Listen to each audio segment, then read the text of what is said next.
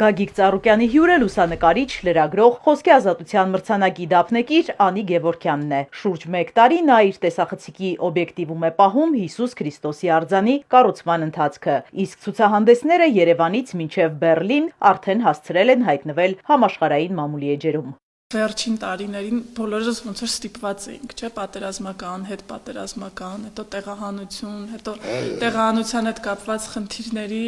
լուսաբանմամբ էի ավելի շատ զբաղված, բայց ինչ որ փուլ եկավ, երբ որ ես էլ որպես լուսանկարիչ սկսեցի ինչ որ թեմա փնտրել, որը կարող է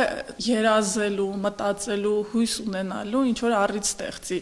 Այսինքն արձանի լուսանկարանումը ինձ հետաքրքրեց ոչ թե միայն նրանով, որ ինքը մեծ գեղեցիկ սպիտակ արձան է, որը տեսնելուց ուղղակի սենց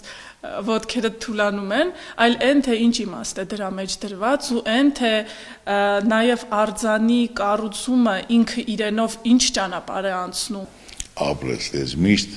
ցանկացած երկրում, ցանկացած հանդիպումներում, աշխարհում տարբեր երկրներում ազդեցիկ, երևացող, ճանաչված, պաշտոնյա,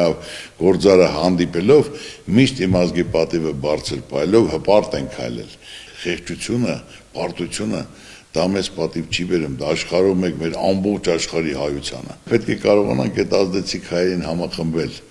նոր խորհրդանիշով, որ այսօր մեր ազգի պատիվն կայացած մարդու համար էլ գումարը կապ չունի։ Արդեն կապ ունի իր երկիրը,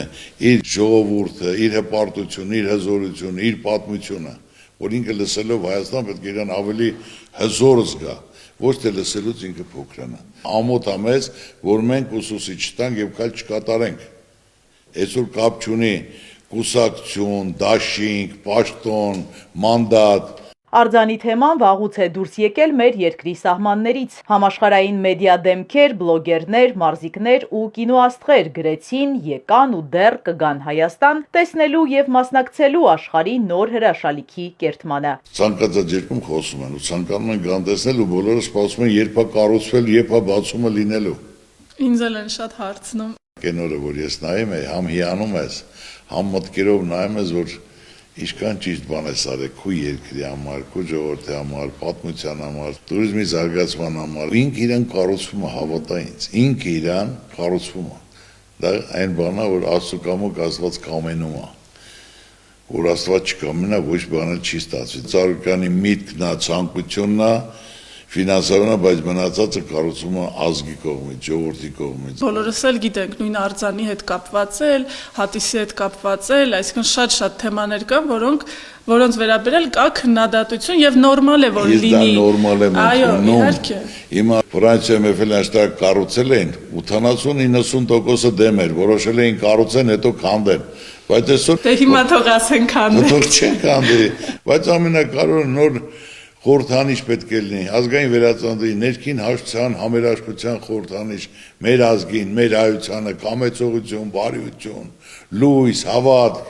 Հարևանը հետ չի խոսում, աղբեր հետ չի խոսում, իրար հետ ինչ-որ խնդիրներ ունեն, բայց այդտեղ գալով եւ իրար հետ էլ մի կտոր աղոած կիսելով մարդիկ հույսով հավատով, մարդը պետք է հույսով ապրի, որ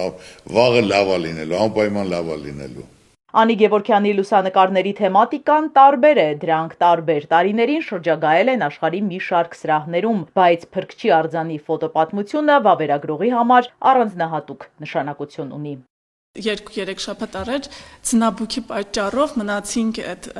ճանապարհի վրա, տղաները իհարկե եկան, մեզ փրկեցին, շատ հետաքրքիր, բայց նույնիսկ այդ փուլում արած լուսանկարները իրանք այնքան բան էին պատմում վերևում տեղի ունեցող աշխատանքի մասին, այդ երբ որ ես խոսում եմ մարդկային ճակատագրերի, մարդկանց ներգրավվածության մասին, շատ արժեքավոր է ցույց տալ, որ մարդիկ ամեն օր բնության այդ փոթորիկների ձների մեջ իրանք բարձրանում են, իրանք աշխատանքը կատարում են, ոչ թե ուղղակի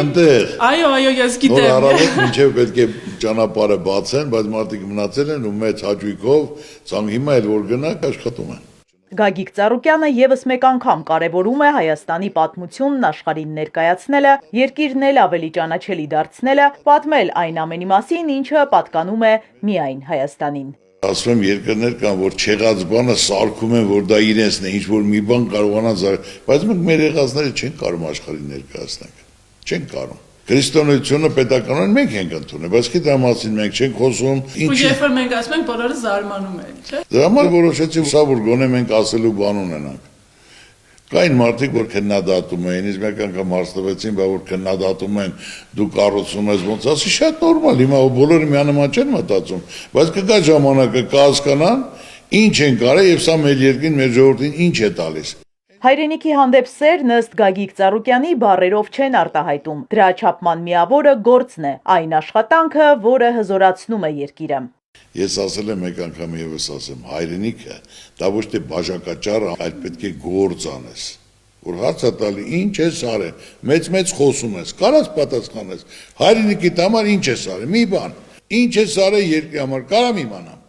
Ամեն մարդ պետք է իրեն նեղություն տա հանուն երկրի, հանուն ժողովրդի, հանուն անունի, հանուն հզորության։ Աշխարհում չկա չլուծվող խնդիր, ցանկացած խնդիր լուծում ունի։ Ճիշտ մոտեցում է պետք եւ ամենակարևորը պետք է նայես առաջինը երկրի շահը, անվտանգությունը եւ ժողովրդի վիճակը, ներդրումները, զարգացումը, աշխատանքը, որոնք իրենց առօրյա կյանքում կարող են բարեկեցիկ կյանքով ապրել։ Էլ մարդին ոչ մի բան պետք չի։ Իր երկրից ոչ մի տեղ չի գնա։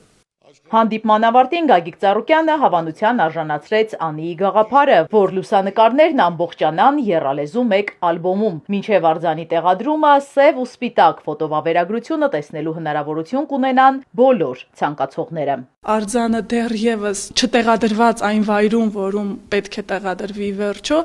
արդեն ստեղծում եւ իրականացնում այն գաղափարը, որը իր մեջ դրել էր Գագիկ Ծառուկյանը, հա, այն է ստեղծել համախմբում, ստեղծել հույսի աղբյուր, ստեղծել մի կետ, որը կհավաքի մարդկանց, կմիավորի եւ թույլ կտա գոնե այնտեղ գտնվելու ընթացքում կամ այդ նախագծի մասին խոսալու ընթացքում մոռանալ հակասությունները եւ խոսել մի բանի մասին, որը բոլորիս համար ընդհանրական է։ Իզաբելլա Հովհաննիսյան, Սիմիկ Մայիլյան, Հարություն Հովսեփյան, Էպիկենտրոն։